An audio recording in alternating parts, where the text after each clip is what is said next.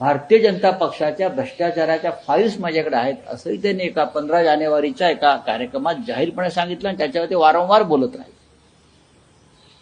पिंपरी चिंचवड आणि पुण्याच्या महानगरपालिका भाजपनं कशा लुटल्या याचे पुरावे त्यांनी समोर आणले. सत्तेत असताना पिंपरी चिंचवडमध्ये भारतीय जनता पक्षानं कुत्र्याच्या नसबंदीतही कसे पैसे खाल्ले कोट्यावधी, हे त्यांनी पुरावे दिले. कुत्र्याच्या नसबंदीत भाजपने पैसे खाल्ले हे अजित पवारांनी समोर आणलं आत्ता.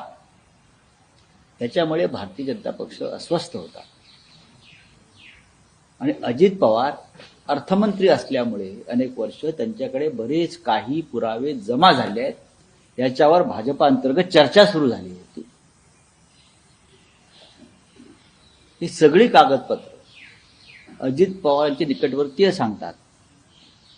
ह्या सगळ्या फाईल्स, हे सगळे डॉक्युमेंट्स, हे पुरावे अजित पवारांच्या ताब्यात होते. अजित पवार हे शक्यतो आपल्या जवळच ठेवत होते. त्या दिवशीही त्यांच्यासोबत ते असावेत काही डॉक्युमेंट्स किंवा फाईल्स. पण अर्ध्या तासामध्ये विमान उडाल्यावर त्यांचा विमानाला अपघात झाला. याच्यावरती स्पष्टीकरण द्यायचं काम हे डीजीसीएचं आहे. भारतीय जनता पक्ष कशाला स्पष्टीकरण देत आहे? चौकशी समिती नेमावी आणि ती न्यायाधीशांच्या